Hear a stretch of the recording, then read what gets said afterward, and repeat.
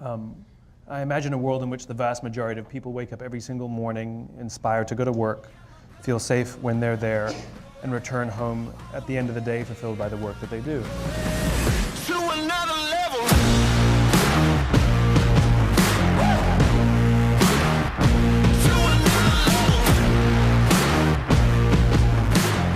Leaders are so often so concerned about their status or their position in an organization, they actually forget their real job. And the real job of a leader is not about being in charge, it's about taking care of those in our charge. And I don't think people realize this, and I don't think people train for this. When we're junior, our only responsibility is to be good at our jobs. That's all we really have to do. And some people actually go get advanced educations so that they can be really good at their jobs, accountants or whatever, right? And you show up and you work hard, and the company will give us tons and tons of training how to do our jobs. They'll show us how to use the software, they'll send us away for a few days to get trained in whatever it is that we're doing for the company. And then they expect us to go be good at our jobs. And that's what we do. We work very hard. And if you're good at your job, they'll promote you. And at some point, you'll get promoted to a position where we're now responsible for the people who do the job we used to do, but nobody shows us how to do that. And that's why we get managers and not leaders. Because the reason our managers are micromanaging us is because they actually do know how to do the job better than us. That's what got them promoted. Really what we have to do is go through a transition. Some people make it quickly, some people make it slowly, and unfortunately some people will never make that transition at all.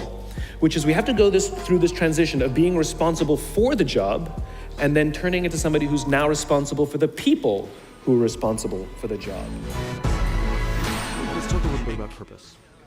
One of the things, I think one of the mistakes that people make is they think purpose comes from their job, right?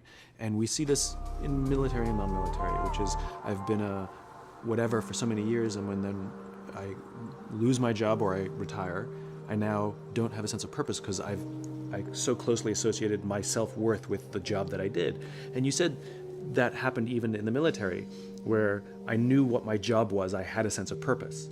And one wonders if those things are conflated, right? Which is I had a sense of purpose for my job, but then when I didn't have the job, when I left the military, all of a sudden I didn't know what, I woke up in the morning, didn't know what to do. You had a sense of service because of the community, and now you've found a sense of service because you're literally in service to that community again. But it's not the job, it's the sense of service. I don't even consider this a job or a career. You know, I consider this my passion. I'm like, I will keep on doing this. You don't keep your money. I love doing this. And it's funny, with my previous jobs, I would get in trouble like, hey, you're taking too much time off. Like, I don't care. I need to do these. I need to hang out with these guys. I need to take care of them. I need to do what I need to do. And I love it. And this is it for me. I'm fortunate and lucky enough to find my purpose in life. And this is what I want to stress to any vet who's listening to this or watching this, which is the purpose is not your MOS. Right. Your purpose is not you're a saw gunner.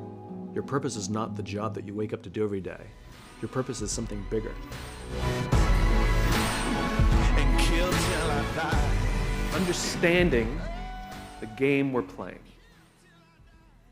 This game called work, or life, or love, or whichever one you want, or all of them. In game theory, there are two kinds of games. There are finite games, and there are infinite games. A finite game is defined as known players, fixed rules, and an agreed upon objective. Baseball.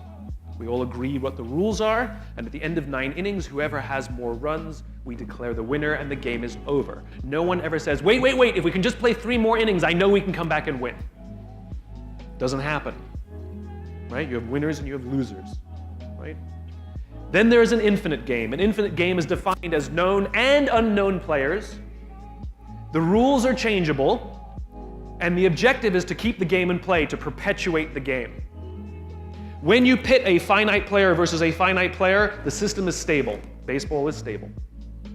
When you pit an infinite player versus an infinite player, the system is also stable. The Cold War was stable because there can be no winners and losers. It doesn't exist. That's not a scenario we want. And so you keep the game in play to keep it stable. And in an infinite game, because there are no winners or losers, what happens is players drop out when they run out of the will or the resources to play. and then they're replaced by other players. The game perpetuates, the players change out. Problems arise when you pit a finite player versus an infinite player, because the finite player is playing to win, and the infinite player is playing to stay in the game. And the finite player will always get frustrated. They will find themselves in quagmire. Now, let's look at the game of business. The game of business is, by its very definition, an infinite game. It has pre-existed before every single company on this planet ever existed, and it will outlast every single company on this planet. But if you listen to the words of most companies, they don't know the game they're in. You listen to companies, they want to be number one. Based on what metrics? Based on what time frames? Revenues? Market share? Square footage? Number of employees? Based on a quarter, a year? 5 years, 10 years, 50 years? I didn't agree to those standards. You can't suddenly just arbitrarily say we're number one. No one else agreed to the standards. It's nonsense to beat our competition. Based on what? And they study their competition, trying to outdo their competition. And yet I've never heard of a company that's taken down by the competitors they know. They're always taken down by the competitors they don't know. Do you think MySpace knew that Facebook existed? They were worried about Friendster. The great organizations understand that they're playing to stay in the game. Jim Senegal, the founder of Costco, says Wall Street's in the business of making the quarter of the year. We're in the business of building a company for the next 50 years. The understanding of knowing what game you're in radically changes the kinds of decisions you make and the way you see the world. It is also tremendously confidence building. Finite players play to beat the people around them. Infinite players play to be better than themselves. To wake up every single day and say, how can we make our company a better version of itself today than it was yesterday? How can we create a product this week that's better than the product we created last week? We also have to play the infinite game. It's not about being ranked number one. It's not about having more followers on Twitter than your friends. It's not about outdoing anyone. It's about how to outdo yourself. It's not about selling more books or getting more TED views than somebody else. It's about how to make sure that the work that you're producing is better than the work you produced before. You are your competition. And that is what ensures you stay in the game the longest. And that is what ensures you find joy. Because the joy comes not from comparison, but from advancement. And kill till I die. The biggest lesson I learned was, thank goodness I learned it pretty early on, which is, and I think a lot of business owners make this mistake, which is because I was the boss, in my own mind. Yeah. I thought I had to know all the answers, and if I didn't, I thought I had to pretend that I did, and that's stupid.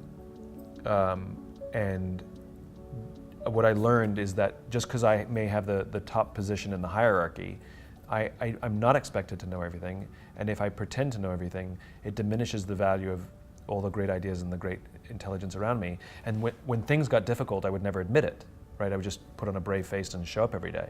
And the biggest lesson I learned was to say, I don't know, I don't understand, or I need help. At any level about any subject. Yeah. And amazingly, I was always surrounded by people who wanted to help or who knew answers, but they never offered to help or offer the answers because they didn't think I needed it, because I kept pretending that I knew it all. Right. Not to mention the fact that nobody likes a know-it-all. So that was huge for me. And when I was willing to ask for help and accept it when it was offered, and sort of accept the humility of the fact that other people know a lot more about a lot of things than I know. Uh-huh. I know one thing, and they know lots of things. And kill till I die. I hate the whole self-help industry, right? How can you be happy? What are the 5 steps you can follow to be a millionaire? What are the 7 steps that you need to get the career that you want? Me, me, me, me, me, me, me, me, me. What about helping the guy next to you? What are the 5 steps that you can do to help the person next to you lose some weight? What are the 7 steps that you can follow to help the person next to you find the job that they want? Do you know how we get fulfillment? You can be happy because you did things at work. You can be proud because you did things at work. You can be excited because you had a big success at work. But you know how you feel fulfilled at work? When you do something for someone else. It's the only way we get that feeling.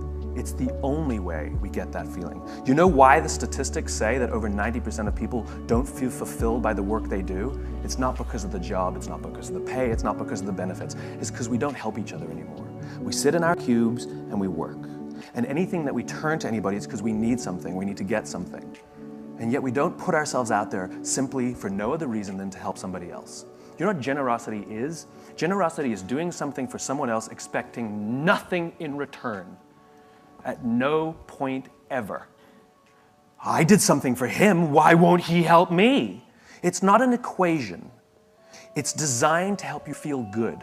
And Mother Nature has given us this feeling when we do something for someone else to encourage us to do it. Because when we are in groups, when we are surrounded by people who believe what we believe, trust emerges and our very survival and progress goes up.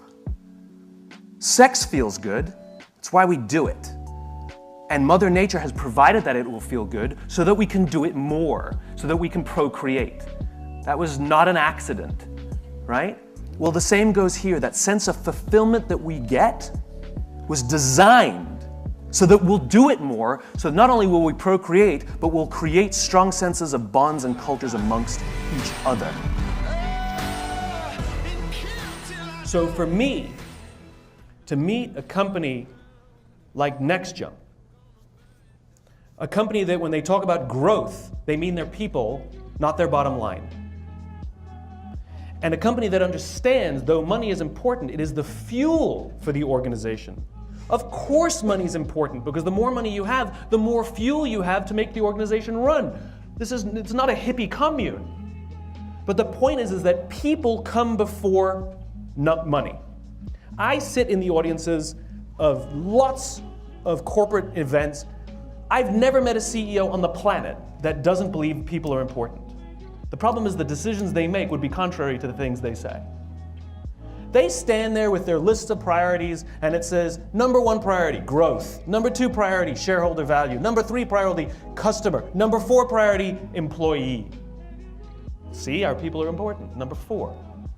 Even when they say customer first, that means your employee is at least number 2. Right? And the irony is, when you take care of your employees take care of your customers, and your customers take care of your shareholders. And the big joke is that the numbers prove it. The numbers prove it. You look at people-focused companies, they outperform numbers-focused companies over the long term dramatically. GE versus Costco. Costco, year after year after year, criticized by Wall Street for having a flat stock price.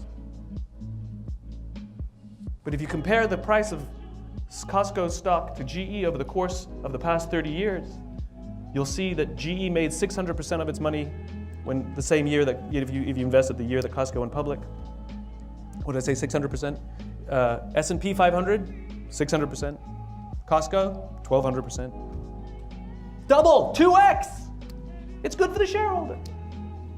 I can no longer be accused of being a crazy idealist if what I imagine exists in reality.